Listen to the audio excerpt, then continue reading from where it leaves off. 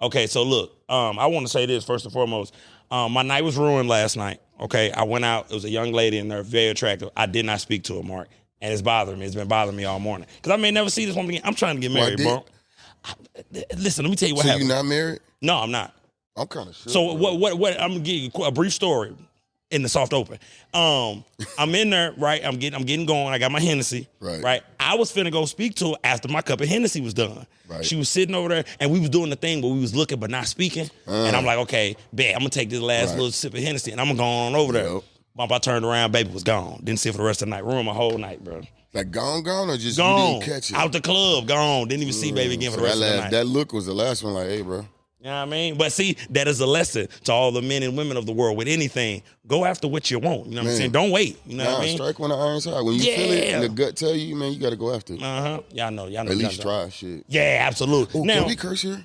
Absolutely. All right. My man said yes, so he gave. Yeah, we good. Okay. Yeah, we good. I try. We got wife in the background. He ain't gonna tell you about the boogers, but he gonna let you know you can curse. There you go. Absolutely. We're gonna do that. Now look, Mark, so we good, brother? Bump, you good? I'm good. I'm straight. All right, man, let's do this.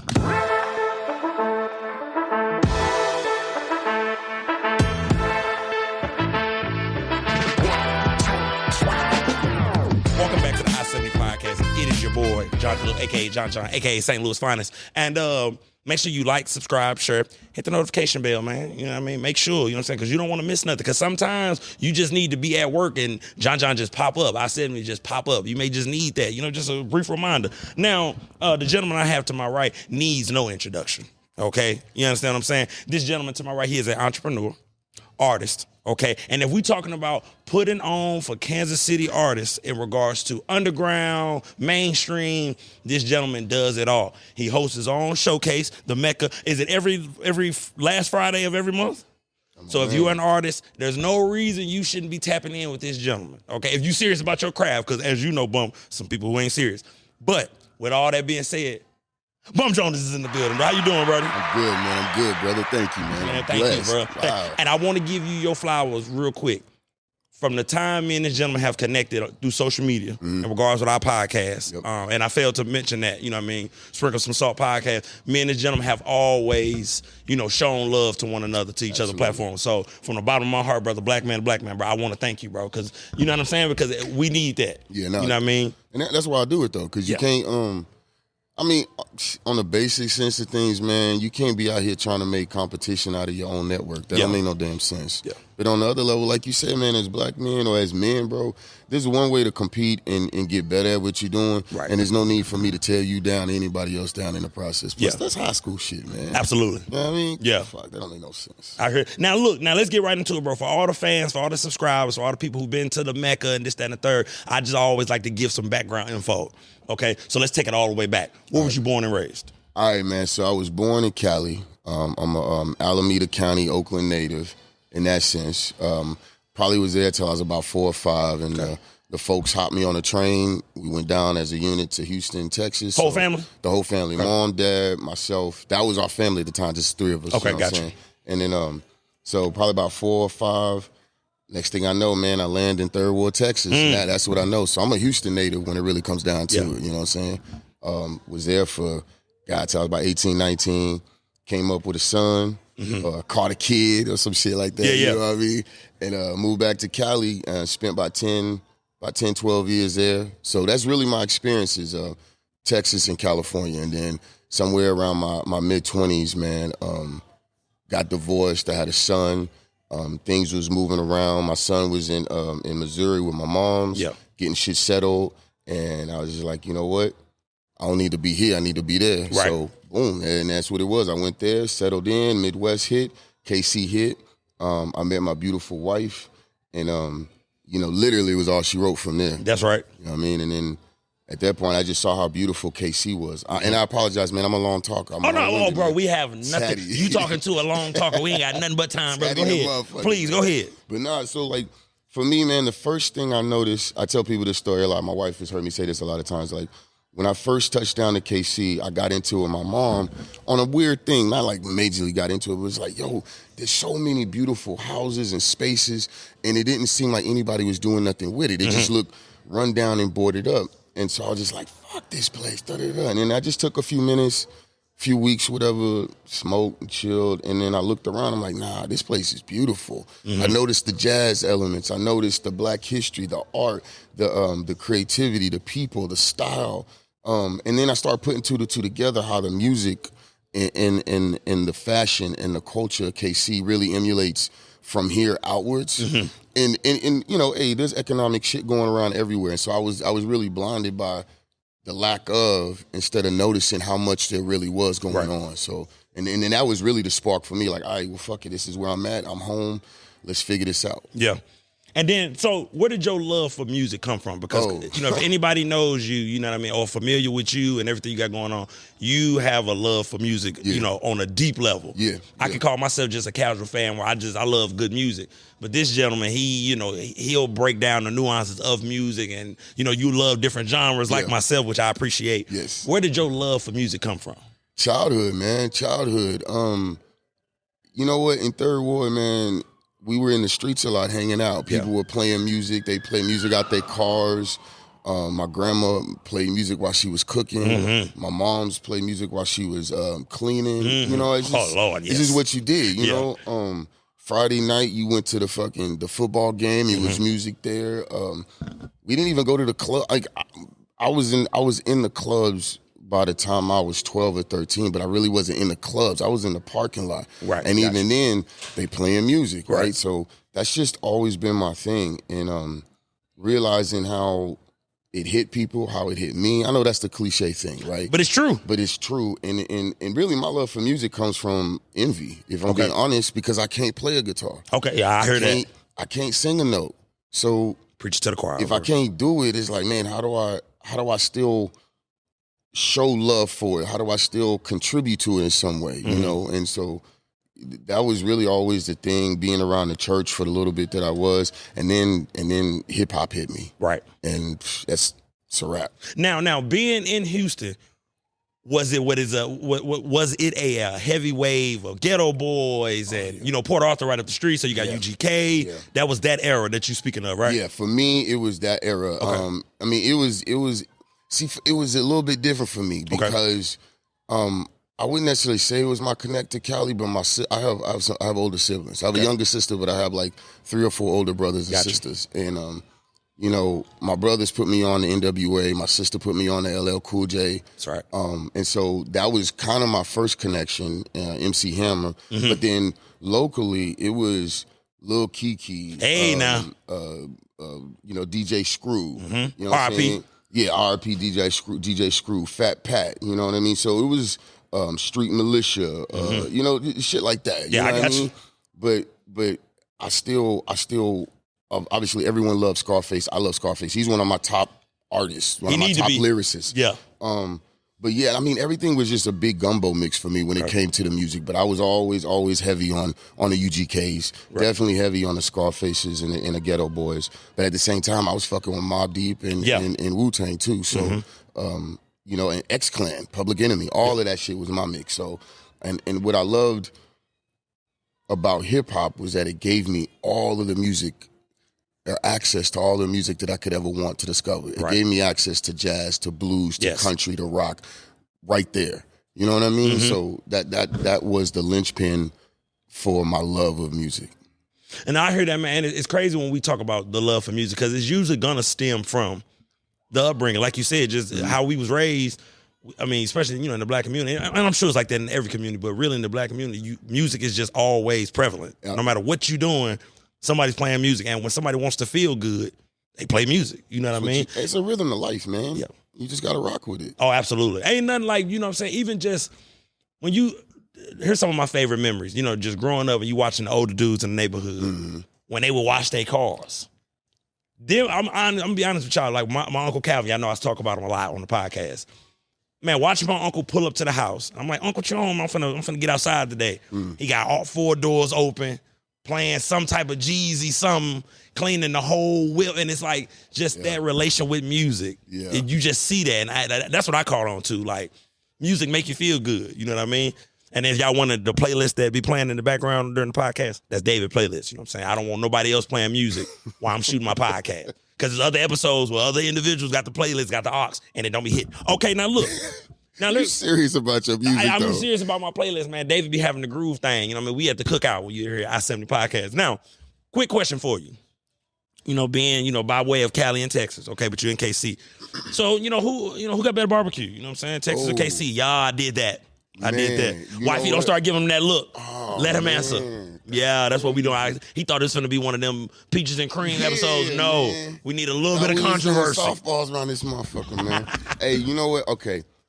Tread softly now. Yeah, if I'm going to be 100, bro, if I'm going to be 100, I love KC barbecue sauce. Okay. I love KC approach to grilling and to putting it down. Yeah. My preference is Texas.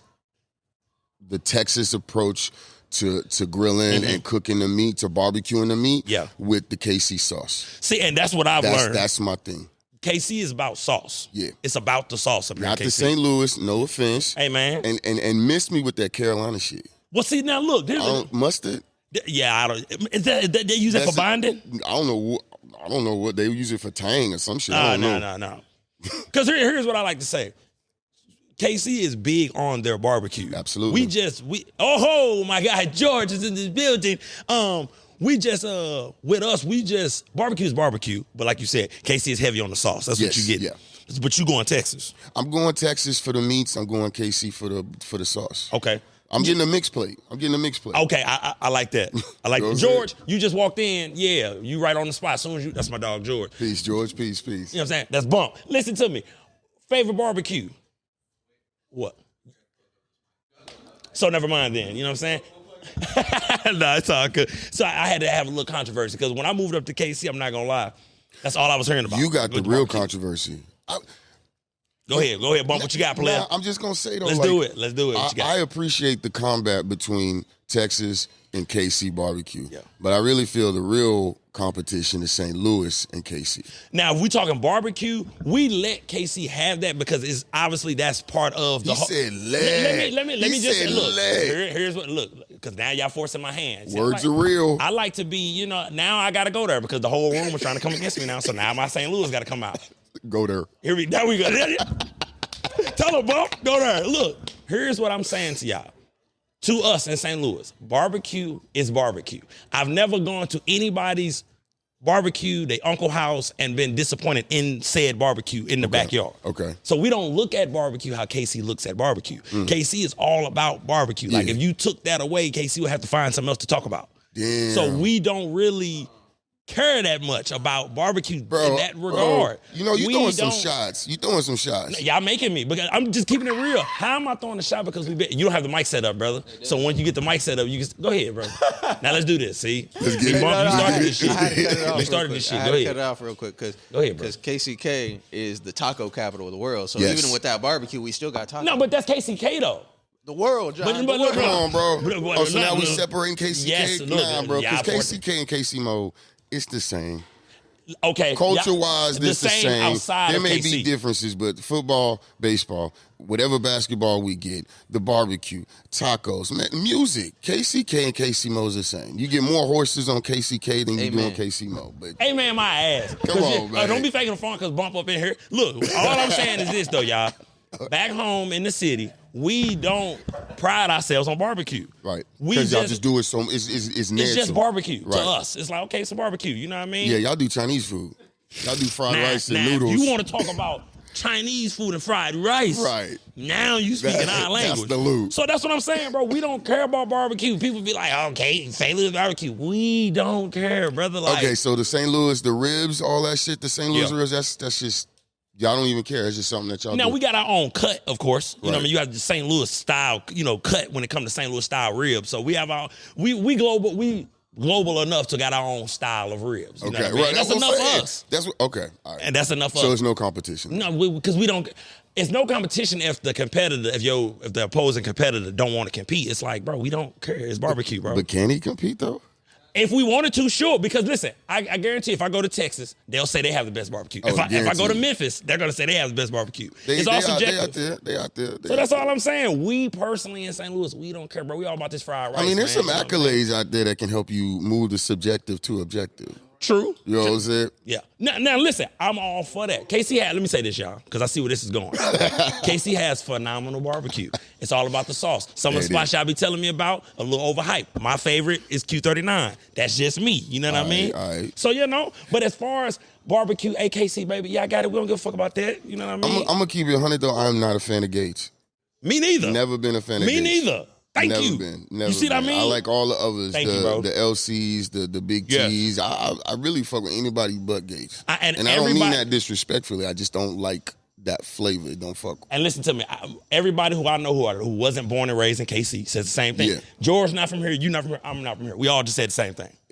It just is what it is. I'm going to blame it on the Texas barbecue that I know. That's what I'm going to say. So that way I'm being politically correct. I'm going to say Now, look, hold on. Before we move forward, please explain this beverage that John has in his hand. I don't want to move on without, explaining this real quick. All right, well, let me throw this out here. Now, I'm going to mess it up because I don't know the individual ingredients. Do what you can, I'm not good at that because that's what the can of chemist does. What I can tell you, though, is that you're holding a Slade. I got a Voodoo, and you have a Scream. So this is a fruit punch inspired THC infused drink. Oh, right, and we're not talking about the shit that you get at the corner store. Shit. None of that stuff. You go get your honey packs at the corner store. But if you're really trying to have a good time, man, come see Thrax Pastry. This one of them. It's all of them.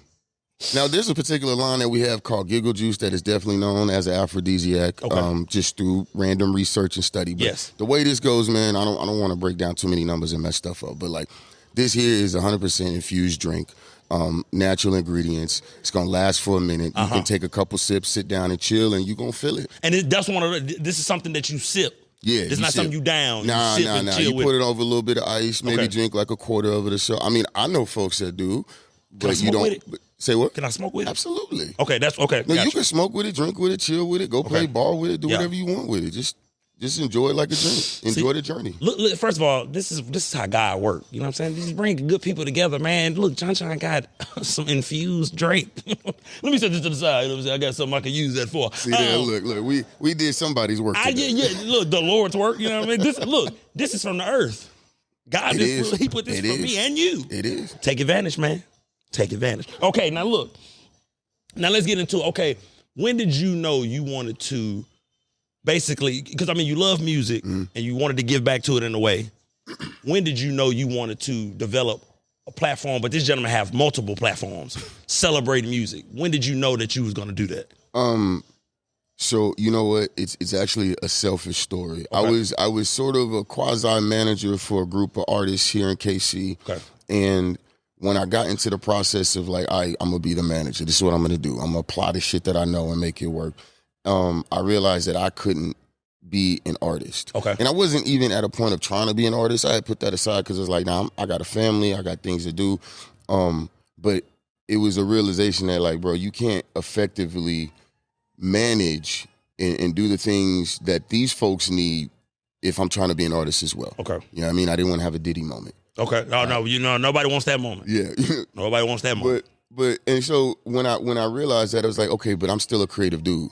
Right. And I still got shit to say. And I was looking at my Instagram page, Bump Jonas, and I was just like, how can I say what I want to say and not lose that spark that I had, right? And so I was like, all right, well, fuck it. I'm gonna start a podcast. And it really came about because I was smoking with my son and the wife and I was chilling. And we was just having these wild ass conversations. It's like, you know what? Everybody else doing it. Let's just get a mic and start going. And that's where it came from was I wanted to have my opportunity to speak and be creative and speak my mind. And I like edutainment. I like how artists like KRS-One, artists like Tupac could really hit a lot of different genres. They can hit poetry. They could talk about dancing. They could dance. They could act. And they could still break down life in different aspects and put it in a different way. Yeah. So it was like, I could do that and still support these artists and myself and other artists. Yeah. And more importantly, it was really about seeing that I had opportunity or I had a chance to provide to folks something that wasn't provided to me.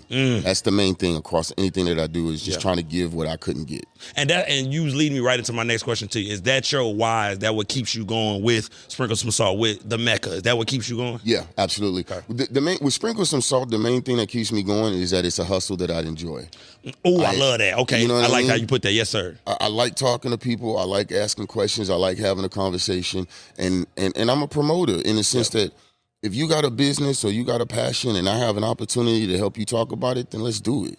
You know what I'm saying? Yeah, I heard that. When it comes to the Mecca, it's really because I was that artist. I was that cat on stage doing all of the fucking legwork, talking to people, calling people, doing this stuff to get the bodies in the room. Yeah. And I wasn't getting paid. Okay. Yeah. And so my goal now is to make sure that I'm going to do that work, and I know you're going to do that work, so let's make sure you're getting paid for it. That's right. That's my goal. And then with one thing I want you to break down with Mecca, you know what I mean? I was doing my research. It's one of the, and granted, you know what I mean? It's a lot of people that do showcases and everything, but everybody can't say that once DJs and security and all that is paid, that 100% goes back to the artist. 100%. So just break that down. Like, was that always your mission? Like, did it start out that way? It was always that way. Okay. From the moment, so the way the Mecca was, let's say, born, I was working out of a studio, and you can say I was essentially interning, right? Okay. Working on, like, figuring out how to shoot podcasts, how to shoot video, all this stuff, right? And I see another cat throw a show. And I was like, yo, how can I do that? I want to do that. And that's how everything starts, right? Right. And they was like, yo, bring us something. So all right, boom. This is what I'm going to do. And for me, I want the artist to have a performance house. I want an opportunity for everybody to get paid. I'm not a hippie. I'm not a communist. But I'm big on commerce instead of capitalism. Yeah. So in order for me to make it, I don't know, viable for the artist, they got to get paid, right? Absolutely. All right, so the whole point for me was, from the very beginning, the way I did the math was, the house got to get paid, so-and-so got to get paid. Whatever I'm getting paid, I'm giving it to the artist. Yep. I'm giving as much as I can to the artist. And so that's just how it's always been from the very beginning, was get the artist paid. Yeah. I heard it. And I'm telling you what, man, that's important because, I mean, you know, that's just not common, man. You have some people who, you know, it's all about them. They'll do showcases, but they making sure they pockets is lined. They making sure it's not about the artist. And I think that's where a lot of, in my opinion, showcases fumble or aren't successful or can't be on a consistent run like the Mecca is, because you're not focused on the artist. You focused on making yourself more popular, and which, granted, doing right by the artist will make you more popular indirectly. You know what I mean? Like just being a good person. You know what? It is a struggle. I'll be dead ass. You know, it's a struggle to carve out some funds of revenue for myself. Yes, sir. And the real struggle about that is, on one hand, I got to pay these venues. There's a process of getting this shit set up that needs to make money. Right. And so I got to make money to make that happen. And on the other hand, it's like, you know, I'm sitting here and there's folks on the outside looking at me like, bro, what the hell are you doing? Yeah. You out here just doing this for nothing. And it's like, nah, it's worth it, because what I don't get right now, I get on the back end. The long game is what I'm really here for. You know what I'm saying? Me too, bro. I'm here for social equity. I'm here for cultural equity. I'm here for community karma. Yes. I like that one. If the people see me as somebody that is able and willing to provide, then they're more able and willing to try and help me provide for myself too. Yes. You know what I'm saying? Like I said, I deal in commerce, not capitalism. So if I'm here to try and do something, it's going to benefit me and you. You know, so, okay, I'm not making a lot of money off the Mecca. The venue gets paid, the DJ gets paid, the artist gets paid, right? So the artist walks away, even if they make enough to buy themselves a slice of pizza and some gas, they walk away feeling better about what the hell they just did, right? So when now me as the brand, as Bump Jonas, as Sprinkle Some Salt, as EMTs, as Thrax Pastry, when I come to them with something, they're like, yeah, I'm good, because shit, Bump put a little bit of money in my pocket. Yeah, that's you right. know what I'm saying? And that's what counts. Yeah, at the end of the day, you know what I'm saying? That's the shit I remember. You know, it's crazy. My wife laughs at me, but and this is probably not the best way to put it, but I break down life in two different ways: music and dope. Okay, this is how I look. I see where you're going with it. You know what I mean? So if I'm the dude that's making sure that everybody's took care of, If I'm the dude that makes sure so-and-so got their package or so-and-so got the connection that they need or just walked away feeling good about what the hell they was doing, then when they come back to fuck with me, they're going to feel good about what I'm doing. Absolutely. You know what I mean? Yep. Like, oh, what this cat going? You know what I mean? And I take that same approach with podcasting. Like, you know what I mean? You know, I don't make no money off I-70, you know what I mean? But me personally. You should be, though. Oh, that's coming. Right. Don't worry about all that, bro. It's coming, baby. No, but right now, bro, honestly, in my first year, what I wanted to accomplish, bro, I said to myself, which I got a bunch of things I wanted to accomplish, but more importantly, I'm like, bro, I'm just going to develop. And you feel me on this because you're not from KC. You know what I mean? I needed to get the city to not only accept me, but, you know, accept me in a way where I'm welcomed. Yes. You know what I mean? Because I'm not from here, and more difficult, you know, it's more difficult for me because I am from St. Louis. Right. And if anybody don't know, brother, on a day-to-day, I deal with KC St. Louis slander every day, and I hold it the fuck down because that's what I do. Till we start talking about barbecue and shit. No. Huh? No, but I'm saying, though, look, George, you don't feel my pain, bro. You are Bump. Don't feel what I go through on a day-to-day basis. No, they don't come at y'all how they come at me. I don't mean to go ahead. Interrupt you, but my man's got a little thing in his. We could smoke that. That's a cigar. Oh my Lord! Now, Bump, I would have told you if we can listen. Okay. I would look, Bump. You'd have knew by episode 40 that we could smoke up in here. All right, my bad. Trust me. My bad. I ain't mean to derail. On the real though, y'all, and I get it. I grew up in it. I understand. It stems from. I like to break it down all the time. It stems from this. In the state of Missouri, the St. Louis side plays the KC side when it comes to state and sports. Yep. So naturally, that rivalry is there because when you play AAU, when you play sports, when you make it to the highest level state championship, you're going to go play the Kansas City side schools. So that's cool. Well, they come to St. Louis to the Dome to play.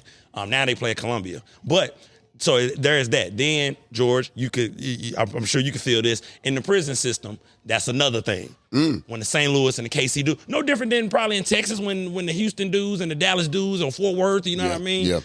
We gonna click with who we cool with. So they have that in the prisons. Northern Cali, Southern Cali, You feel what I'm saying? So that's where that all stems from. But I hold it down. Yeah, it makes me never mind. Like I told y'all, KC, baby, I got barbecue. We don't pride ourselves on barbecue, baby. We talking about this rice. You understand what I'm saying? This fried rice. That's what we talking about. Your energy's so good though that after a while it don't even matter where you from. Oh no, absolutely not. You know I break down that wall quick as hell, Bump. You know how that goes. Yeah, you know what I mean? Because at the end of the day, I'm a good dude. It ain't like I love the competitiveness, the competition. But I mean, we too damn grown, bro. I'm not finna be like, I hate y'all because I'm sitting on, bro. And there's so many other ways to deal with competitiveness anyway. Yeah. You know what I'm saying? But I tell you this, Bump, I'm gonna be the one to bridge the gap. So that's why I don't even trip. I'm gonna be the one to bridge the gap between KC and St. Louis. Well, that's why we got the I-70 podcast. Come on, Bump know Bump know what's going on, brother. You understand what I'm saying? I do this. Yeah, you know what I mean? Now, one question I do want to ask, George, and I'm gonna need your expertise on this too. Hold on, let's take this shot real quick. Uh-oh. No, I will. No, I ain't gonna do nothing just crazy. Just I'm gonna let the shot sit in. Cheers, man. Cheers. I'm gonna let the shot sit in. Oh, that's nice. It's that I-70 potion, y'all. That's nice. But it's a question that, kind of been on my mind. I got, a stand-up gentleman sitting next to me, man. So, it felt appropriate to ask this type of question. So, in the black community, man, like in the ghettos we come from, we real militant about about the wrong things, in my opinion, right? What could we do as black men to switch that militant attitude towards positivity? No different than how the Panthers did it, the 5 Percenters, Nation of Islam, all these different groups that came along. How do we switch this mentality that all these youngsters got, where they so willing to kill one another? How do we switch that to something positive, in your opinion? As a whole or as men reflecting on the younger generation? Yeah, because, we see the young dudes who ready to die for nothing, what I mean, just for their partners. How do we switch that militant and ready to die mentality and turn it into something positive where they can use that same energy, but it's positivity? I think the first thing we got to do as men, but especially as black men, is discipline. Okay. It's not to say that we don't have it, because if you look at the prison system, everyone learns how to program, so they can figure out discipline, right? But there are times where we just kind of stray away from it when it comes to the day-to-day life. Okay. And we need to just be more vocal about breaking stereotypes. Like, whether it be mental health, whether it be fitness, whether it be just getting out there and, like you said, washing your car. Mm-hmm. You know what I mean? Just get out there and be part of your community and be part of the everyday scene that needs to be seen, so that the stuff we used to see, the uncles and the cousins and the brothers and the dads washing their car, hanging out, basketball, doing the barbecues, like we see that, but we don't always see that. And this is going to be crazy coming from me because I love hip-hop. I am hip-hop. But we need to be more selective about what we play and what we do depending on the crowd and the environment. Right. When we was coming up, and I think we talked about this when I was interviewing, right? Mm-hmm. There's a time and place for everything. Yes, sir. You know what I'm talking about? And we've gotten so stuck in the quote-unquote ratchet era that, which I understand because I came up in a time where I didn't give a shit about respectability politics. You're not going to tell me to pull my pants up. Right. You're not going to tell me to tone it down. But now I'm older, man. I'm 40-some years old. I got kids. I got grandkids. That's a blessing. It is. Yes, absolutely. One of the dopest things I did this year was make sure I had a solid, positive relationship with all my grandchildren in one way or another, But it's hard to be an adult and try and balance the fact that I like UGK. I like Pocket Full of Stones. Hey, now. But I can't play that shit with my 3-year-old, 4-year-old grandson. Because then he going to school, trying to, do all of this. And it's like, you're not with that, bro. Yeah. And then my point of what I do is to make sure you're not with that, right? Yeah. So, if we just have a little bit more discernment about what we allow, not necessarily what we do, but what we allow to be done in the presence of our children and our younger folk. And really at the same time, just be disciplined and say, nah, that shit ain't cool. Yeah. In music in general, in fashion, in food, in culture, a lot of times we just like, all right, well, if it's cool, just let it go. Right. If 4 out of 5 people say it's cool, let it go. Nah, that shit is whack, man. I hear that. That's bullshit. George, what you got, player? You get some more wisdom up in here. That's what John do, man. My bad. I'll be sucking up the room, man. Listen, Bump, you got it, bro. Look, we got nothing but time, baby. Go ahead, the more knowledge, the better. That's what I tell them. You may say it a way they don't understand. I may say it the way they receive and vice versa. They're going to receive it one way or another. Yeah. I think we're already doing it, though. Okay. I mean, we're at an all-time high of African-American male and females graduating college with degrees, yes, sir, doctorates, PhDs in all forms and levels, CEOs. I mean, we're breaking barriers left and right. But I think the bigger issue comes from the parenting. Okay. No matter what side it's on, whether it's grandmama parenting, mama parenting, daddy parenting, dual families, satellite families, nuclear, whatever you want to call them. Yeah. I think there's got to be more into the fact of, hey, I'm going to leave work to go to this parent-teacher conference. I'm going to be at home and make sure they got dinner. The money don't come first. Yeah. The money comes later. This kid ain't going to be in my life the whole, they got to grow up. I need them to be successful. I need them to be a leg to carry me on to be better than me. Yeah. I've always told my dad and my mom, I said, hey, I'm going to be better than you. You raised me hard enough, I'm going to be better than you. And they both said, damn right you are. You should be. I tell my kids, you're going to be better than me. They 11 and 13. Every night they come to my house, I kiss them on the head and say, hey, one day y'all going to change the world. They in their dreams. That's hope what they I'm dream talking about, about George. it. One day you're going to change the world. Yeah. One way or another. It may be good, maybe bad. I don't know. It's going to be world changing. You said don't walk off. I need you, brother. Don't sit down. Come here. That last name's going to be prominent one way or another. And that's why I think we're already doing it. Just got to keep it up. And we got to be careful we're not putting it out there too much. Like, hey, we successful. So the moment that black folks be like, we successful, they be like, oh, really, huh? Oh, really, huh? We got you. Let me show you. Let me show you about that good old thing called success. And that's the thing we got to change, too. That overall crabs in a bucket mentality. Oh, without a doubt, bro. And that go past just the black community. You know what I mean? That's poverty, period. You know what I mean? That's why, for me, I think commerce versus capitalism helps stop that. But I want to go back to George. Now we're doing a panel discussion. But that's what's needed? I agree with what he's saying, absolutely. One thing that I have seen, whether it be personally or publicly, is that there are a lot of parents, we are doing it right now. We are like making that change. Just hear us doing this is part of it, right? But you can already hear in what you say, which is fucking beautiful. I love that.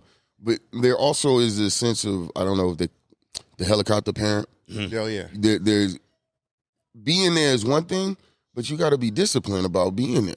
And like, if you're gonna raise great children, then those children have to understand the boundaries, the consequences, the needs, the necessities of being a great person or just a good person, right? Like, you got to have follow through. You got to have discipline. And sometimes I think in our era we have for whatever reason, poverty. We've had a lot of parents that grew up, especially in the black community, with pain and a lot of trauma, whether we've gotten over it or not. And we talk a lot in the mental health phase, but a lot of times there's the action and logistics that have to happen that aren't happening. And one of them is, if I want my child to grow up better than me, I can't just openly give them everything in the world. Right. Because if we talking black folk, the world is not designed for the black folk to have everything. Facts. So if you walk in there thinking that you're on the same level as the next guy, you're setting yourself up for a downfall. I'm not saying that we need to teach them the negativity. I'm just saying that you can't go in there thinking that the world is a game. You have to have discipline about your shit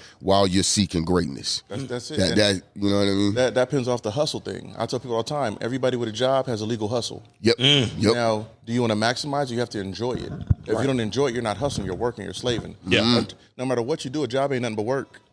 Oh, hey, this old motherfucker, listen, let me tell George, listen to me, bro. An old drunk in my hood used to say, hey, look, bro, a job ain't nothing but work. Hey, so, and I never understood what the fuck he was talking about. From every standpoint, though. Damn. Hey, living in the streets, when you get that work, what's that? A job? Yeah. When you go clock in, what's that? A job? What you doing, working? It's all a triangle, bro. It goes round and round.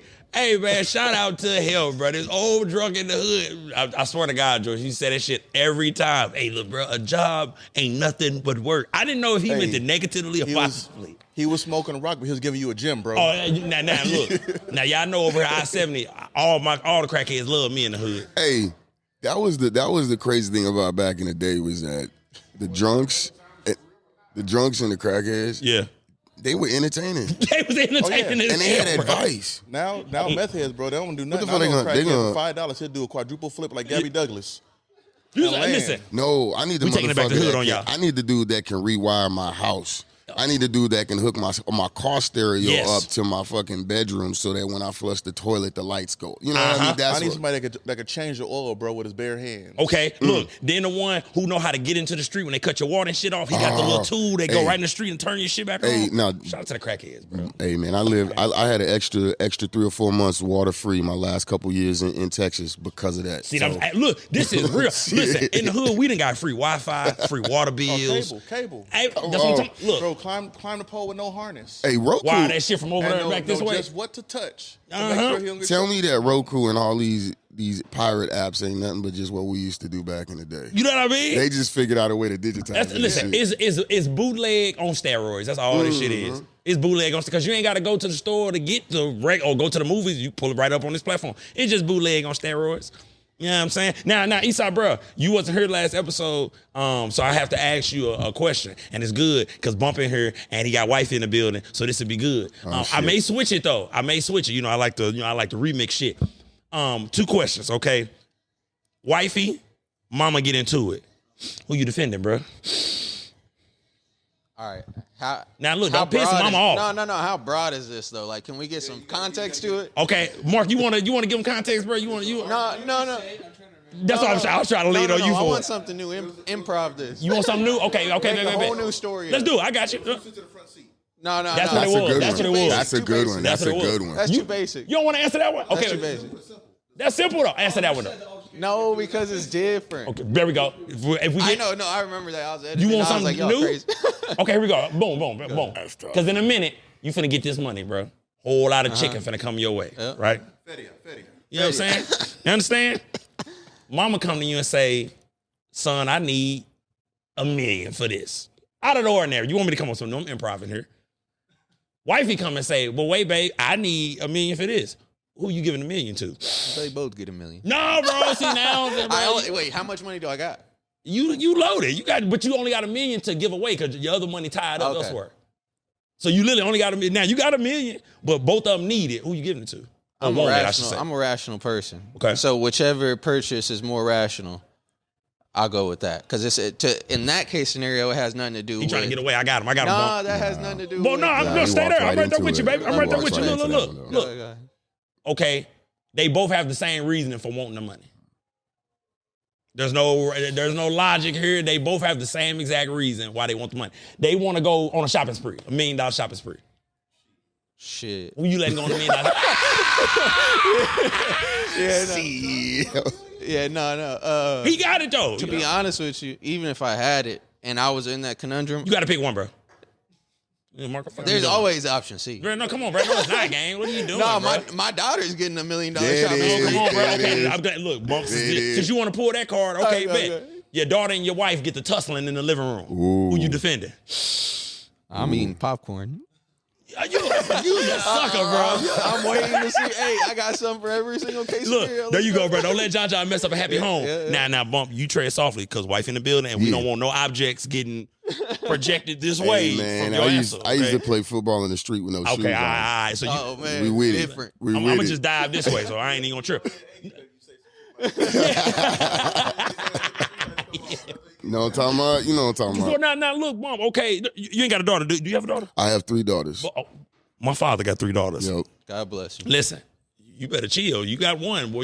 I know. Oh, yeah, You may get another one. Yeah. Anyway, I'm gonna have another one more. wifey and daughter need it. Who you giving it to, bro? You know I shouldn't do this. You know, wifey, we not here because I'm not finna have y'all in the car. No. On that drive home. No, I get that.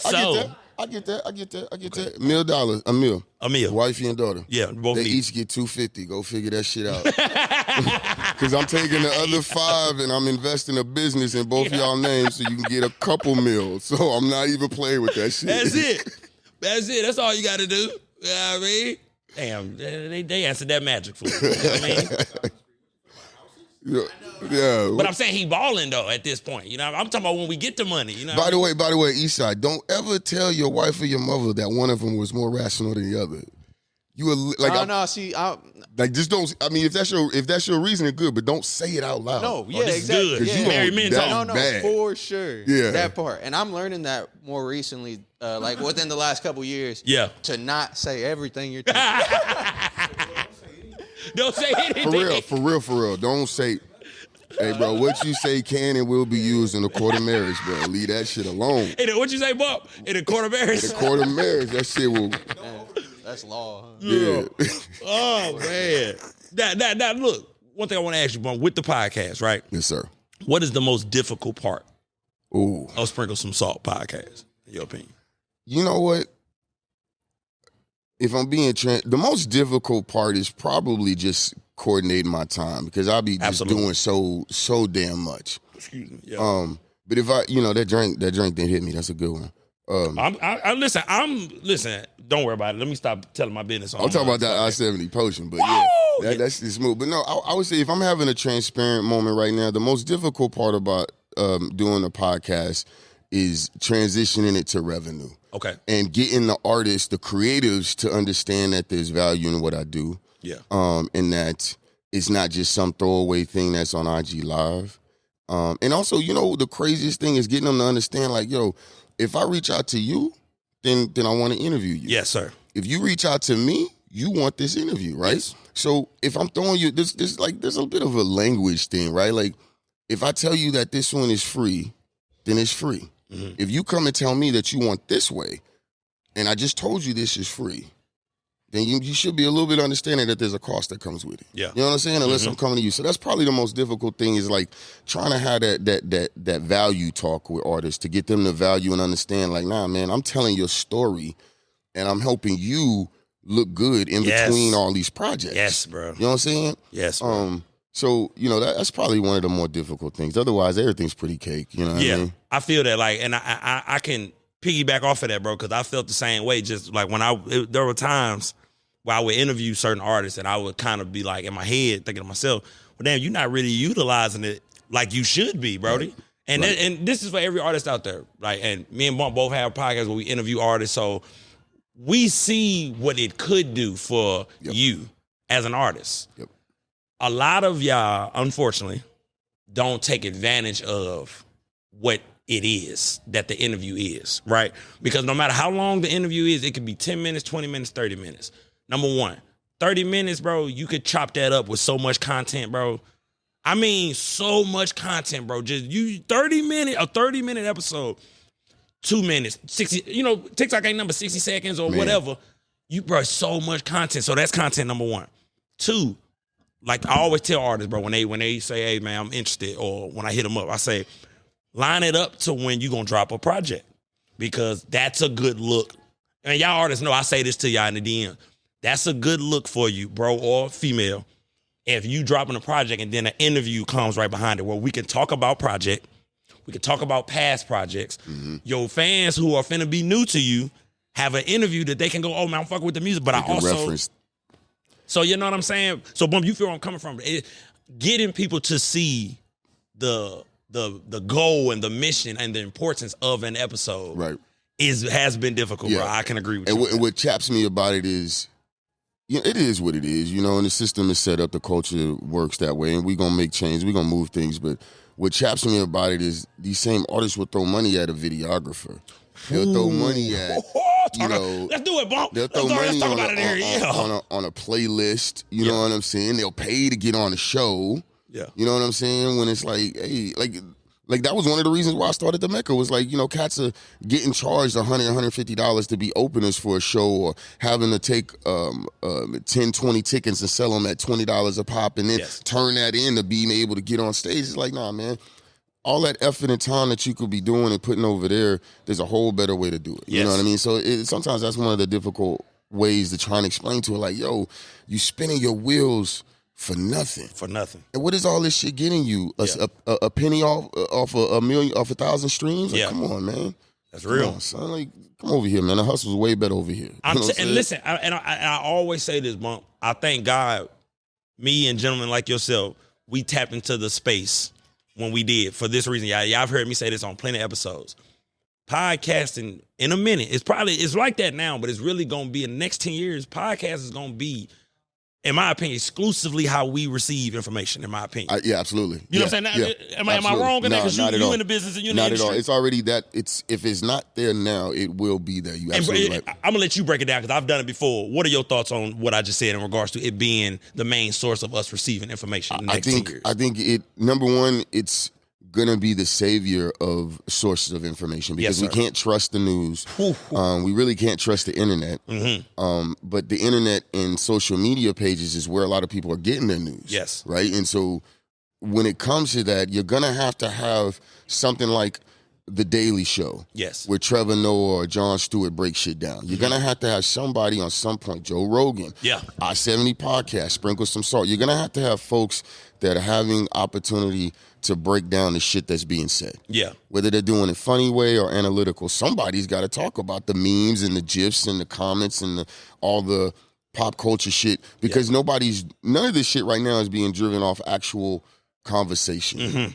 It's just so-and-so did such and such, and this is what we think, and then boom, right? Yeah. Which is the point of what we do. Yes. Is to, in some ways, people are like, oh, it's entertainment, we talking pop culture, but no, like, we really talking about real deal present day issues and how they're filtering to us through these different avenues, right? And what that means and how it affects us. So we are the new news anchors. Yes.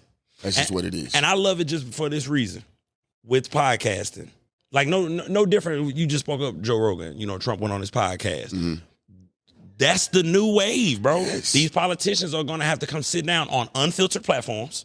Yes. Not the news, where the news can spin their agenda and do it the way they want to do it.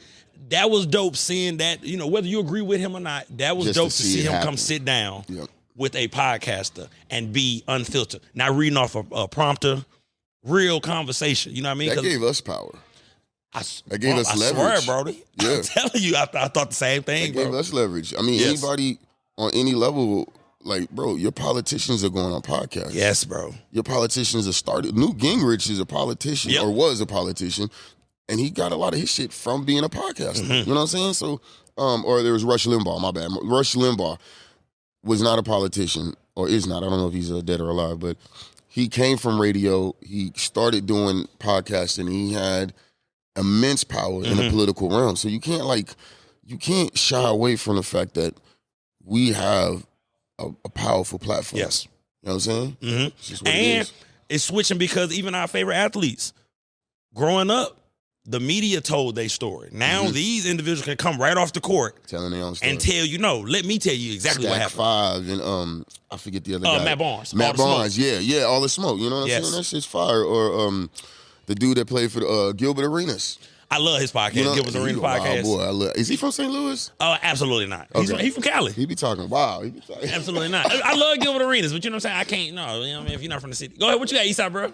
Nah, I just wanted to add to all that inspiration with the podcast. Absolutely. That's the man with the plan back because, there. Because just going to throw out a fun fact. Hopefully this will inspire some people to want to start their own stuff. And let me just throw this out there. Not everybody needs a podcast. So, just be self-aware of that. I got that in my notes, bro. Okay.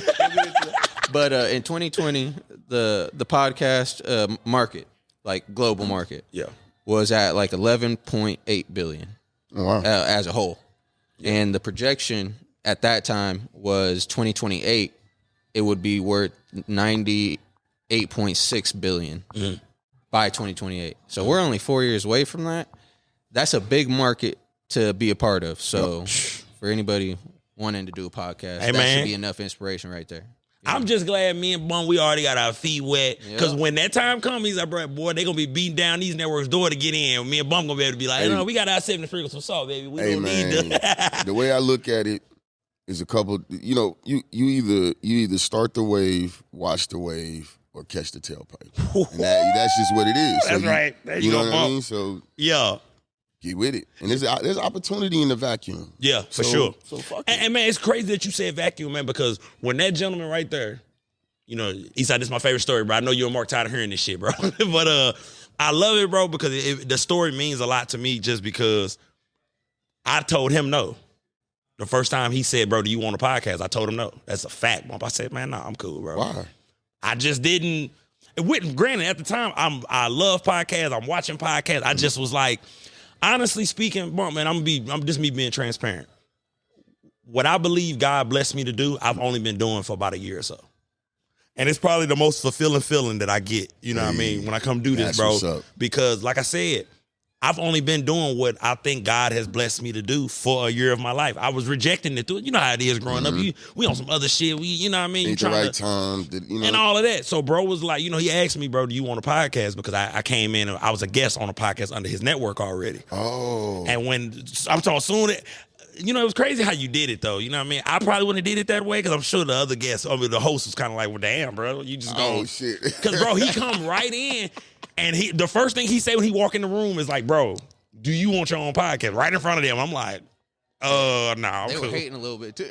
Hey, bro. Okay, so you did the right thing because politically you had to be like, nah, bro, I'm good. But then he even hit me on, I got his card. He gave me his card. And I told him, I was just like, nah, bro, you know what I mean? But, through the grace of God, bro, and everybody around me, everybody was like, bro, that's you, bro. Like, you know what I mean? So it's just, I love telling that story because it's a true story. Right. Where I was rejecting what I'm good at and what, God has placed me on this path. I was like, no. And it's just, basically to the point you make, Eastside, bro. If you feel like you can do it, bro. Don't wait. You know what I mean? And that's my whole thing about everything. Like, I'm a promoter. I'm a pusher. If you have a passion about something, let's find a way to make a profit out of that motherfucker. Yeah, that's right. And not because it's like, yo, let's go make money. I love hustling. That's going to come with it. But it's just like, to George's point, right? If you're doing something that you enjoy and you're able to like actually create a lifestyle and sustain yourself, then you're fulfilled. Yes, sir. You know what I mean? Sir. So like, shout out to Eastside for giving you the opportunity to like get into that path of like doing what you're supposed to be doing. Yeah. And that's what I'm saying. Just in that moment, them two gentlemen, bro, them my dogs, bro. Like, you know what I mean? Because being out here in KC, not being from here, majority of my family is in St. Louis. You know what I mean? Them gentlemen, like we talk a lot, but they mean a lot to me, bro. Because like they enable me, right, to be able to do this thing that I'm good at. You know what I mean? And it's a beautiful feeling, bro. It's a beautiful connection. It just shows that you could be from different walks of life, not know each other, but man, if y'all have a common goal. And a connection. Oh, the momentum and the thing you could build, bro. That's one of the reasons, or that's one of the premises behind Sprinkle Some Salt when I do the podcasting, is that, especially as it affects artists, but I think it translates not just to artists, to businesses, to individuals, to creators or whatever. It's real easy to say, click the link in the bio, check my shit out, go buy my shit. Yeah. But if I don't know you, if I don't got no reason to relate to you, then why am I doing that? You're just another fish telling me to buy something, right? But all of a sudden I know that John really fucks with the fried rice in St. Louis. You know what I'm saying? I like fried rice. So I'm going to go, all right, well, he got an episode of. Let me go check and see what he's talking about just because now. It works in that way. And so I think, like, people really should, I don't know, at the end of the day, I think people should spend more time, like, trying to connect. Yeah. And have those conversations. Yes. Because when you do that, all the bullshit goes away. Yeah. You don't have, it doesn't, socio-political, race relations, none of that shit matters when you start talking and understanding, like, damn, I don't like it when motherfuckers crop dust either. Yeah. And see, and I'm telling you, man, just with what we do, Bump, and like, I will sit down with anybody. And I just think, like, this podcast, what we're doing, sitting down, conversations on screen, that'll help a lot of these issues that we deal with in this country. It does. I've said it from the time that I got on this podcast. I would love to have a true racist white boy sit right here and we have a conversation, bro. If there was anyone that could pull it off, it'd be you. And I appreciate that. Your bro. energy is. Appreciate it. I got to ask you, though. Okay. Do they ever tell you to calm down? Oh, absolutely. Does Mark and Esai be like, bro, chill? They have before. Okay, let me tell you what they do. Because I feel like you be like this at 9 a.m. Absolutely. Okay. So look, I'm going to tell you what Mark and Esai do for me. This is dope. They like the blunt, like, bro. So look, so I'm already good at what I do because, like you said, my energy is high. You know what I mean? I speak well. They kind of just fine tune it. Okay. You know what I'm saying? Okay. Especially that motherfucker right there. He's like, okay. They just fine tune it, which at first I rejected it because I'm like, man, you motherfucker trying to make me in something I ain't. You can't tell me how to be me. Yeah. And bro just kind of had to let me know, Snatch it. I ain't telling you how to be you. I'm just telling you how we do it, you know, to get where you trying to go, let me tweak it just a little bit for you. So, what you got, Esai? Go ahead, bro. It took him about 18 episodes to take heed of what I was saying. But we here. And then right when he started taking heed, he's like, I see what you're saying. Okay. Hey, no, but I kept it real. I was like, bro, I see what you meant. But by episode 24, you was perfected already. No, that's facts, bro. On what your vibe you're giving, you know? How many episodes are you on now? This 81. Wow. 81, bro. That's fire. 81. That's fire. So y'all really are a brotherhood, a family. Oh, without a doubt, bro. Sure. Without a doubt. That's Mark fire. is the wild young brother. Yeah. You know what I'm saying? He trying to get his life together. You know what I'm saying? He just trying He's to so figure it out. quiet though.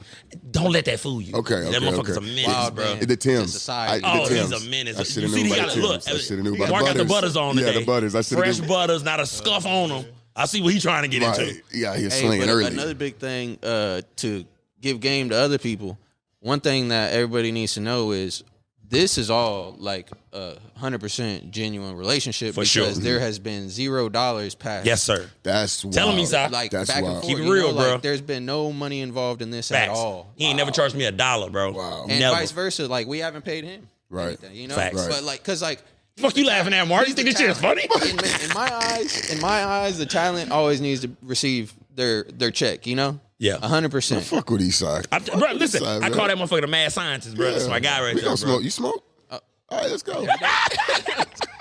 Now look, Esai, I need you, bro, for this next segment. This is how we're gonna do this. So, Bump, I want to ask you, bro, because we in the podcast space and we see what podcasts do numbers with the clickbait and all that type of stuff, the topics that they use.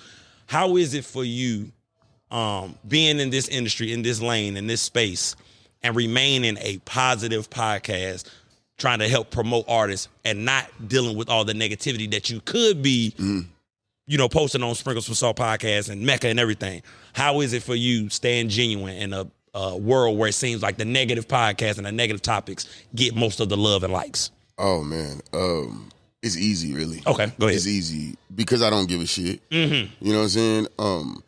I mean, you know, I got youngins around me. I got daughters. I got granddaughters, so I can hear all of that stuff, and it's cool or whatever. But at the end of the day, man, the negativity don't do me no good. Okay. Unless it starts a conversation that creates resolution. Ooh, okay, I like that. So otherwise, I don't give a shit. Yeah. You know what I'm saying? And I'm not here for clickbait. I'm not here for virality. Yes. Because once you go viral, what do you do with it? Where does the money come in? Mm-hmm. What happens after it? I'm not finna be Carrot Top running around being goofy for the rest of my life. That's what I was saying, bro. I'm not, and then, you know, look at Vlad TV. Mm-hmm. All right? Podcast. People loved him. He was cultural, whatever, right? But as the interview style got more and more dangerous, right? Mm-hmm. All of a sudden he has to ratchet it up to the point now you're damn near fed. And you have to do that. Yes, because He has to stay there. you've Yes. lost.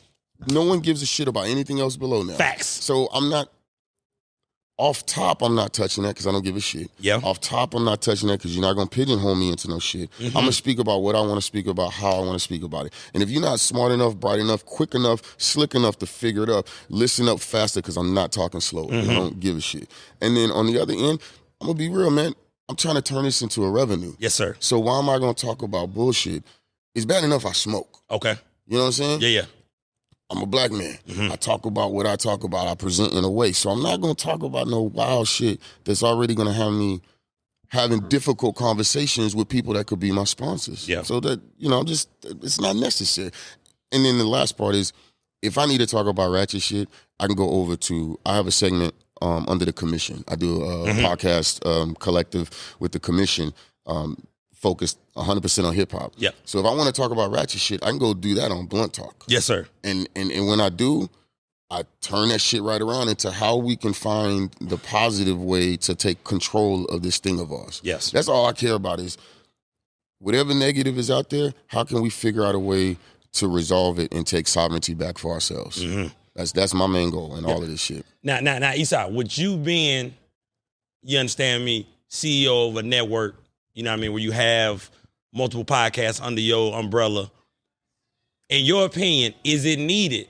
You know what I'm saying? Even though, you know what I mean, it may be not, it's not like for instance, like let's say I came to you one day and like, hey bro, I'm gonna switch it up and start really going that way, what we talking about. Is it necessary though? Like, is it a necessary evil? Basically, is what I'm asking you. Because I mean, if you look at the top podcasts, they do some of them. They do, a lot of it is negativity or So, public perception. Okay. Probably wouldn't be the best. Okay.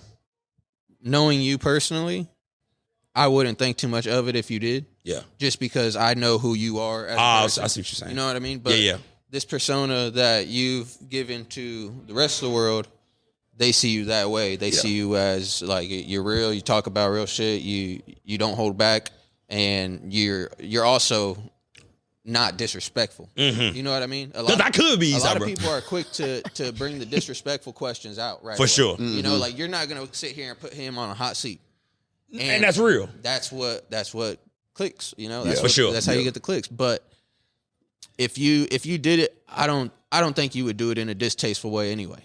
Yeah, and see, I like how you put that. Yeah. Cause and Bump, you said it best, man. I never want to pigeonhole myself to where now I have to come in here and do that. Right. You know what I'm saying? Like I refuse to. And trust me, y'all, for all the subscribers, the fans, I could have been done that. Bump could have been did that. Oh, yeah. You know what I'm saying? Yeah. Trust me, it's a conscious decision we making. You know what? I'm going to keep it genuine. Yeah. Because I'm going to tell you what, y'all. All that negativity shit, man, that shit going to fade out sooner or later, brother. Trust me. That motherfucker going to get tired of asking all them type of questions all the time. I couldn't stomach myself if I bringing the young dudes in here. Shit that I talk about. Like, all right, so who you shot today? Who you beefing with? What the fuck? Hey, if you guys see it, that shit is dying already. For sure. It's fading out so quickly, too. Yeah. And I'm telling you, it's like there's a big ass shift going on right now. He love this shit. He love this new shift that's coming. Look at him. Look at What's the shift? What's the shift? Talk about it, Esai, bro. No, it's like almost like a mental state of everybody. Everybody's like getting fine tuned with themselves and with each other, and they're seeing the fake from the real now. And like there was a comedian. No, it wasn't a comedian. It was a streamer. He was telling one of his fans that came up to him on the street.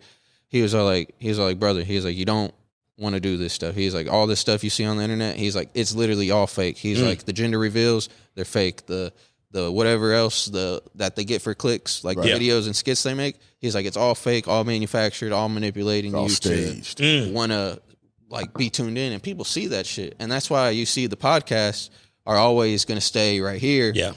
Because you get to see the genuine side of a person. And even like with that Trump shit, that was 3 hours long. That was. And I watched the whole episode. Unedited conversation. I think it was unedited. That's why. I Well, mean, as close to unedited right, as right. you can get, right? You know what I mean? But I'm like sure he took shit some like shit that, out. that separates the real from the fake. For sure. And then like you hear what like I don't even want to get into politics. Never mind. Because you know how your ass get riled I was up. about to go down the wrong. That's my dog. But yeah, no, I just think there's a good shift going on. And then, matter of fact, he said, let's if we go there, that's cool, whatever. But what I was saying last episode was, I was saying I like it in this regard. I want to see Trump go on to a different platform. It was dope seeing him on Joe Rogan, but I want to go on a platform with an individual who does not agree with him. Right. I would like to see him Shannon Sharp. I mean, that but would regardless, be interesting. Trump at Shay Shay Room or Shay Shay House. And bro, that is what's coming, bro. Like, it's gonna be to that point where that would be interesting. No different than us being here in KC. We'll have it to where politicians will want to come sit down with us to spread their message because they're gonna need to, because they're not gonna be able to go through the standard. First of all, you can't do robocalls. You can't do mails. People don't give a shit about the news. There's not like the two different dividing factor news stations only going to reach a certain type of demographic, right? So in order to get to the other folks, you're going to have to find different and creative ways. And stop fucking texting us, bro. My bad to cut your wisdom. No, you good. My bad to cut your wisdom, bro. Look, me and my dog Mark was talking about another text right. You know what I'm saying? Listen, stop texting our phones, bro. I don't know how the hell. Look, I got you, wifey. I'm telling you. Stop texting our phones, bro. We don't know how the hell y'all got our number. We need to know who the hell gave our information out. Was it Zuckerberg, bro? You be in on this type of shit, bro. Real, sorry, man. Zuck. I don't mean nothing that about shit a long time ago. You feel what I'm saying? How the hell? Yeah, I'm telling you, it be random. Now, you know who it is, though? It's Spotify and Apple Music and Google. Yeah, a lot of the social media is getting your advertising data, your info and your data, but also all your music selections, your YouTubes, your networks, anything where you are spending your time on any kind of entertainment level is gathering your info. And most of them things, login registration, is getting your phone number. And deep dive research into Google, because those motherfuckers know when you're taking a shit. Yes. Listen, I'm telling you, I was scary. I was getting high one day, bro, and I was feeling like you for a second. I was like, I had to put the blunt down. I'm like, oh hell no, because I'm like, wait a minute, because they was talking about AI. Yeah. And then I was watching this little thing about investing in AI and all that type of stuff. But it was like, bro, these AI companies, even now, but in the future, but they literally know you better than you. Yes. At one point, they're gonna know you. They're gonna know, oh, you're gonna pick this. That's scary. Scary, bro. We getting real close to Black Mirror level shit. Yeah. You know, like, have y'all seen that movie, The Substance? Not to completely. All right, well, just go check the movie out. I feel like. No, that's his way. Yeah, that's him. No, you talking to the right person. Yeah, so you should definitely check out the movie, The Substance. That's the movie, babe? Yeah, that shit's wild as fuck. And now, thank you, Bump, because now he's going to come in here next Saturday. I'll watch this movie, y'all. Let me break this shit. Shit is crazy. He love this type of shit. But no, man, like, in all honesty, like, and y'all see how you see Bump. I told you, I'm long-winded, too.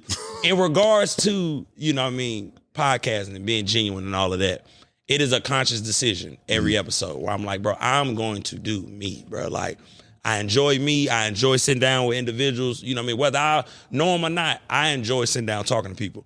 All them podcasts, bro, about 50-50 relationships and all that old goofy ass shit, all of that shit getting old, bro. That toxic bullshit. You see that shit just dying out, bro. Like, you now motherfuckers scroll right past it. Like, bro, how many times y'all gonna talk about this shit, bro? Like, I do enjoy those when they bring on an old head. That can be respectful to the That's real. Because at that moment, I feel like there could possibly really be a breakthrough to those, misguided. Maybe that's where those podcasts end up going, is like doing those bridging the gap kind of things. The one what I hate, and not just because I'm a married man with daughters, I hate because it just looks so fucking bad, is the balloon pops. I'm not a fan of those, man. I'm not feeling that shit. To each their own. There's a place and time for everything. So I'm not knocking it. Just me personally, I don't understand it, man. Like, it's the wrong message. Okay. Teaching motherfuckers feel bad about themselves. Yeah, like. I couldn't imagine, bro. Imagine walking into a room, bro. Pop. Damn, you know what I mean? But goddamn, no, I feel that. I seen one. They did one with some grandmas. Goddamn, I said, who the fuck let put this together? What the hell? First of all, why are you popping in a room full of old folk? Yeah. Because panic attacks, heart attacks, palpitations. There's all kinds of shit. All kind of things. Bowels loose. You know what I'm saying? Who got the nitroglycerin? Like, what do we? Come on, man. Stop playing around. Man, we getting out of whack with all this. But now it just seems like everybody just doing any and everything for content. You know what I mean? Look, and more power to you, bro. But individuals like myself, like Bump, we going into this whole thing. Like, look, we gonna get there sooner or later. And when we get there, we're going to be able to get there and be like, bro, we did it our way. We did it the genuine way. Yes, we ain't step on nobody. We ain't shit on nobody to get where we are. Because it's coming. Trust me, man. I've said this and I believe this, bro, on the eve of my 30th birthday. When you are a genuine person and you're not lying to yourself, if you're a genuine person, bro, the universe will bless you, bro. Yes, sir. Trust me, bro. Like, that's just how I feel. You know what I mean? Because that's what it's all about, man. I couldn't imagine walking through life, Bump, just being a negative person, bro. I don't understand it. I can't. I don't. It's not me. Yeah. And I wouldn't. But you know what though? If you're not doing what you want to do, or you're not happy with what you're doing, it's easy to fall into that negativity because you can find comfort in resentment. Yeah. If you're not careful. So, you know what I mean? That's why I'm like, nah, man, like, it's not so much like fuck anything, but it's like I gotta do something that I love. Yeah. Because otherwise I'm gonna lose my shit. Man, bro, and I love this shit. Like bro was just saying, episode 81, man, ain't no money being passed either way. Crazy. Either way. Man, shout out to y'all. 81 episodes hanging out together. And I've had more. Esai, tell you, we won't bring up his name. Esai had individuals to be like, hey, bro, you need to start charging him. You know what I mean? And shit like that for a shit show. I bullshit you not, bro. Yo, the hate is real, man. You know what I mean? And I think it's more so like people see him and everything he does, and they want to help him, get revenue and things of that nature. Right. That makes but bro sense. see the bigger picture like I see the picture. There's no way we would have made it to 81 episodes if me and that man and Mark didn't see the vision. Because we could have been shut this shit down. I mean, because if y'all are backbiting each other and scrapping for dollars amongst each other, that's less dollars to gain. And if y'all came through as a unit and had a united front and presented a whole fucking product and brand that is worth, again, it's like I'm gonna get a wife and daughter $250 a piece, and we gonna take the other $500 and go make something real. Like I'm not finna fight y'all to make something dope when it's better when we all together anyway. You know what I'm saying? Like the fuck. I hear that. I've been growing. Well, I've been working on this company. I'm playing. For the last 2 years. Okay. And it's been a struggle financially. 100%. And what it showed me, though, is that 100% relationships are way more valuable than any dollar will ever be. Yes. Yes. I've learned that. I heard that, bro. Wholeheartedly. Because then I'm saying that, and they're my peoples, man. You know what I'm saying? Old Mark and Esai, bro. I really don't like them motherfuckers. You know what I'm saying? I'm kind of stuck with them at this point if I want to keep my podcast going. Right. I don't know. Mark seems to like you a lot, though.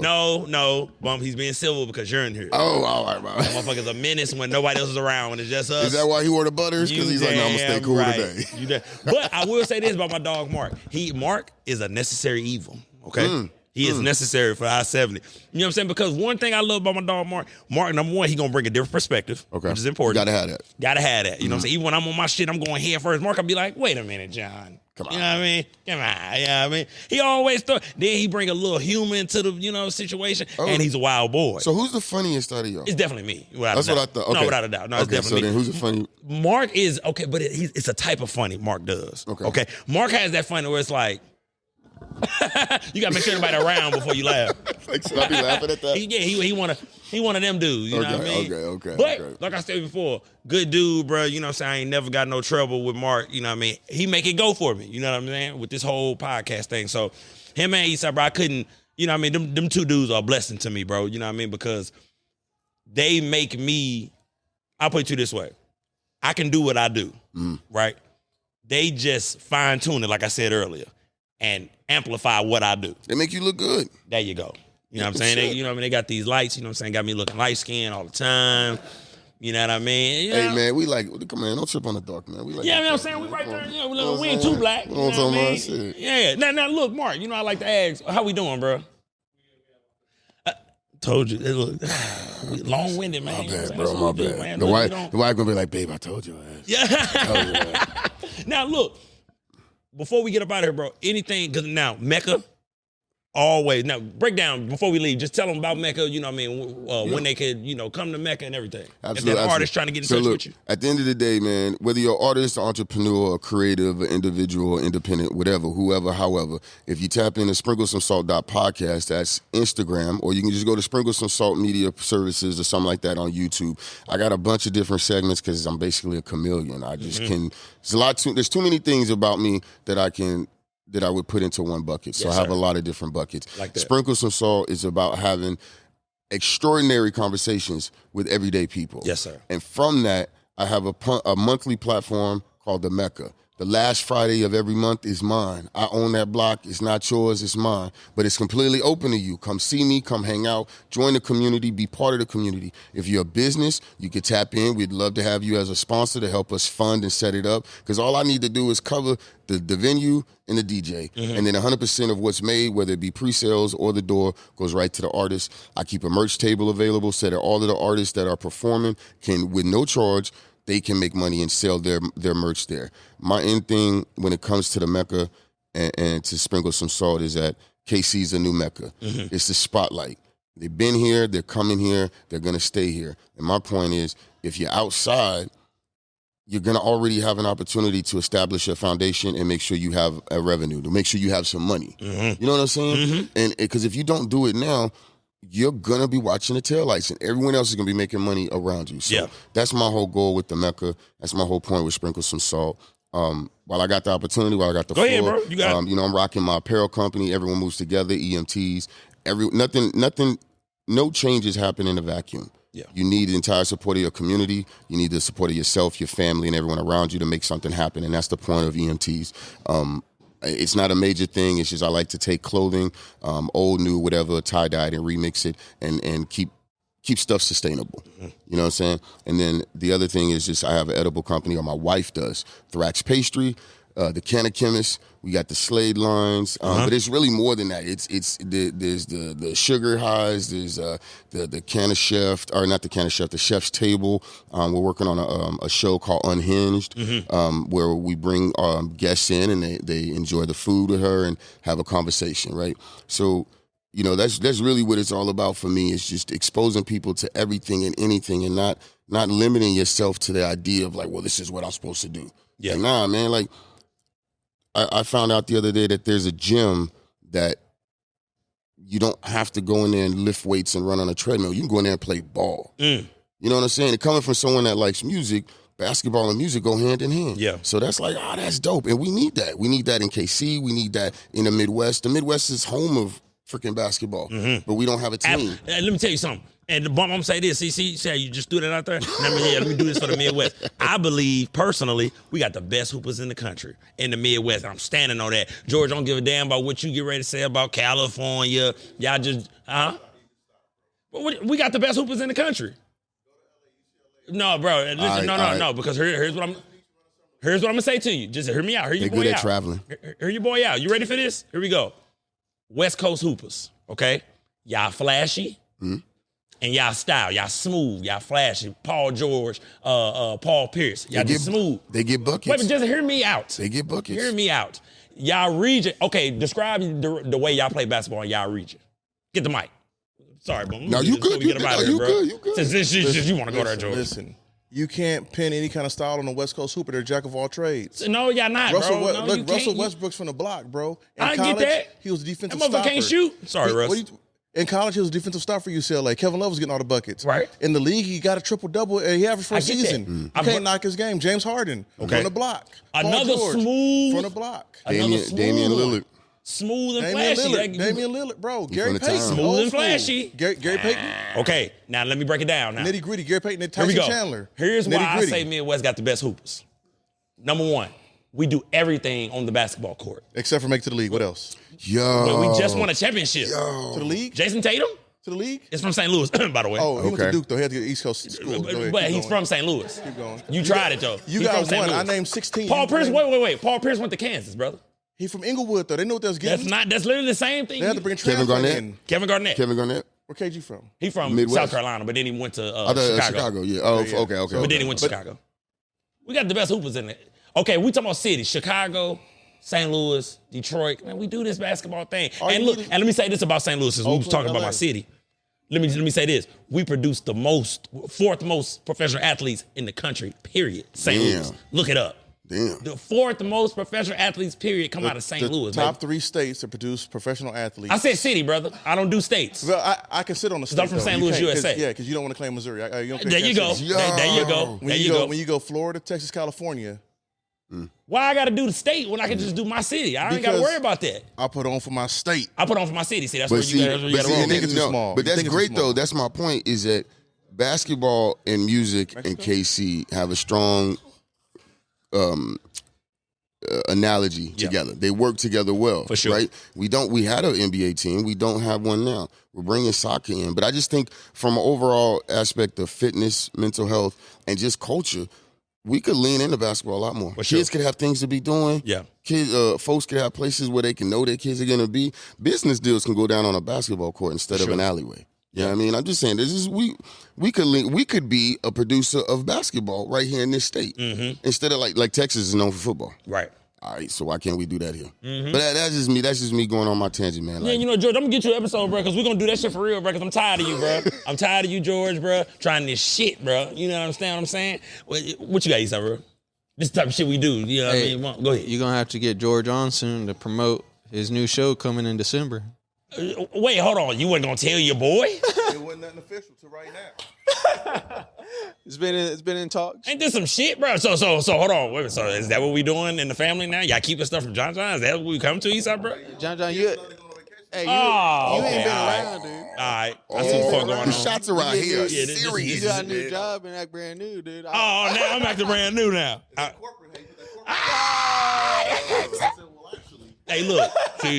See, this is some BS. You feel what I'm saying? Not only they talking about my new corporate job, I go to work on a Saturday and then pull up to the podcast. I'm dedicated. Ain't that some shit? Okay, all right. I see what's going on. That's a callback. I love that. That was a good one. Look, because now, see, this is what happens at the end of the show. You know what I mean? Then they blame me for the show going on for a long time, but then they get to doing this, Bump. Now, listen. No, it's my fault this time. Before we get up out of here, Bump, make sure you give them all your socials. I know you've been doing it, but just one more official time. Yeah. Quick socials real quick. Sprinkle some salt.podcast. That's SPRINKLE, some, SUM, salt.podcast. That's the Instagram. Check out bump.jonas, BUMP.JONAS. That's the Instagram. EMTs, EMTZ. That's the Instagram. Thrax.pastry. OG, that's the Instagram. And then just look up Sprinkle Some Salt on YouTube, and you'll find everything you need. And from there, you'll get to the Mecca, come hang out. Last Friday of every month, man.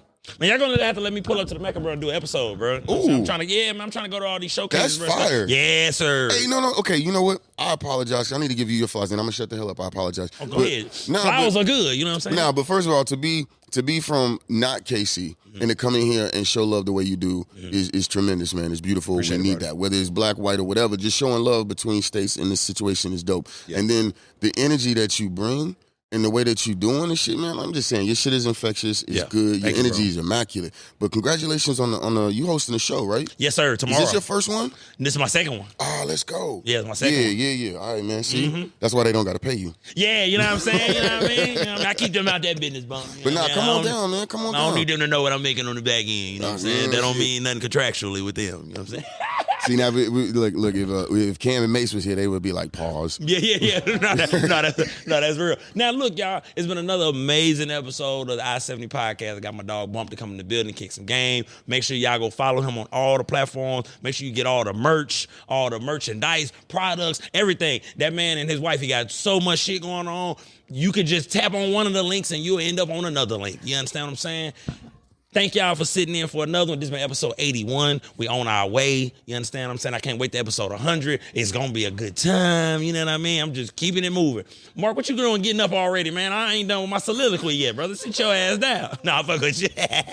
No, make sure you like, subscribe, share, hit the notification bell. Make sure you follow us on all platforms. Make sure you follow No Solutions too, because that's where, if you're a podcast out there, you're looking for this type of setup, that's who you need to go talk to. I just got blessed. You feel what I'm saying? But if you got an idea, you want to pitch it, TV show, small, short film, them two motherfuckers back there. Mark is an actor, bro. So we got the whole, NSPN got everything. Once it drop, it's going to be amazing, bro. And y'all going to be able to tap in, put your, all your work on app and this, that, and the third. But I'll let Esai talk about that when it get to there. My bad, bro. I'm sorry, bro. I'm getting ahead of myself. You know what I'm saying? Excuse me.